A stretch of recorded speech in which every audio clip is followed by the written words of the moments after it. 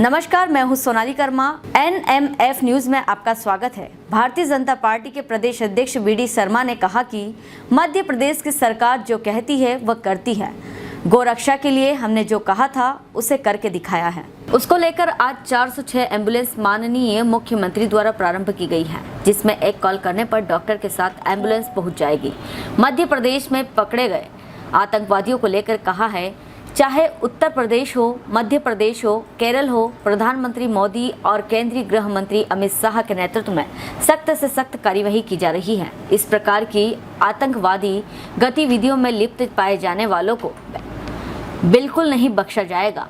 उनके खिलाफ सख्त से सख्त कार्यवाही की जाएगी। सोनिया गांधी, राहुल गांधी और दिग्विजय सिंह कमलनाथ को संत कहने को लेकर उन्होंने कहा कि कांग्रेस सिर्फ इसी विचारधारा की है। जो लोग उन्हें संत कह रहे हैं इसकी परिभाषा नहीं समझते। कांग्रेस हमेशा तुष्टीकरण की राजनीति करती चली आ रही है और झूठ फरेब पर कांग्रेस के नेता ख्वाब देख रहे हैं। भोपाल से राजू प्रजापति की रिपोर्ट। सभी पत्रकार मित्रों का स्वागत है। भारतीय जनता पार्टी की सरकार ने एक ऐतिहासिक निर्णय अभी 2 दिन पूर्व माननीय मुख्यमंत्री जी ने जो लिया है कि मेडिकल की पढ़ाई में 5% उन बच्चों को रिजर्वेशन देना जो सरकारी स्कूल में पढ़ करके योग्य बन करके इस स्थान पर पहुंचने की जिनकी क्षमताएं हैं, ऐसे विद्यार्थियों को जो 5% सीटों का आरक्षण मेडिकल की पढ़ाई में दिया है, इसके लिए मैं माननीय मुख्यमंत्री जी का, हमारी सरकार का बहुत हृदय से अभिनंदन करता हूं, बहुत बहुत स्वागत करता हूं। ये एक ऐतिहासिक निर्णय इसलिए है कि सरकारी स्कूलों में बच्चों को पढ़ाई के लिए प्रेरित करने का उद्देश्य तो है ही, लेकिन जो सामान्य विद्यार्थी होता है, सामान्य स्रोतों पर पढ़ाई करने वाले जो विद्यार्थी होते हैं, वो सरकारी स्कूल में पढ़ करके निकलते हैं तो उनका जो टैलेंट है उस टैलेंट का सम्मान करते हुए माननीय मुख्यमंत्री जी ने इस दिशा में जो व्यापक कदम उठाया और जो कहा उसको इम्प्लीमेंट करने का काम हमारी सरकार ने किया है। हम जो कहते हैं हमारी सरकार उस काम को प्रत्यक्ष करती है, आश्वासन देकर के मुकरती नहीं है। इसलिए आज मैं इस बात के लिए माननीय मुख्यमंत्री जी का धन्यवाद करता हूं। भाजपा सरकार में छात्रों के भविष्य को जो उड़ान भरने के पंख लगने का जो प्रयास हमारी सरकार ने लगातार किया है, इस दिशा में ये भी एक बड़ा कदम, विद्यार्थियों के उज्जवल भविष्य की नींव तैयार करने का काम हमारी सरकार ने मध्य प्रदेश के अंदर किया है। आपको ध्यान में होगा कि पूरे देश के अंदर मेडिकल की पढ़ाई को माननीय प्रधानमंत्री मोदी जी के उस विजनरी व्यक्तित्व ने देश की नई शिक्षा नीति, आजादी के 75 वर्षों में हम लोग आंदोलन करते थे कि मैकाले की शिक्षा पद्धति नहीं चलेगी, नारा लगाते थे, आंदोलन करते थे, लगातार इस पर संघर्ष चलता रहा।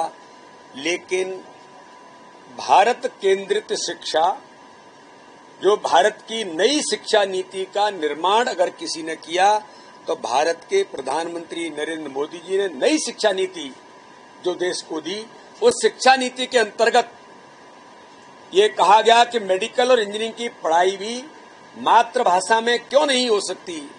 कमलनाथ जी और दिग्विजय सिंह जी, पूछना चाहता हूं मैं, हमें तो पहले भी याद आई है, आज भी याद आई है, लेकिन तुम याद करो उन दिनों को जब दिल्ली के अंदर आपने गौरक्षकों पर गोलियां चलाकर ये भून दिया था। याद है? नहीं याद होगा।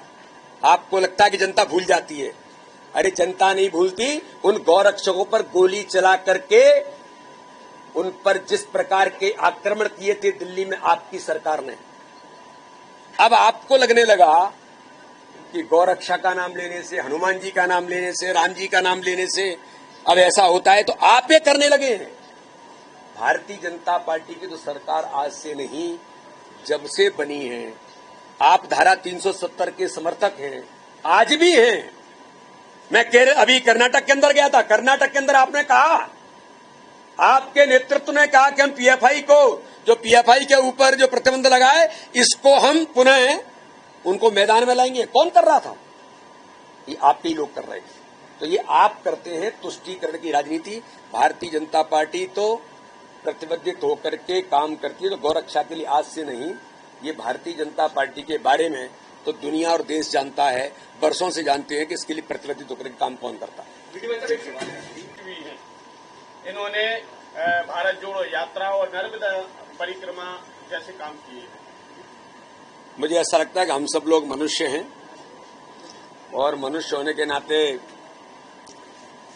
काम करते रहते हैं।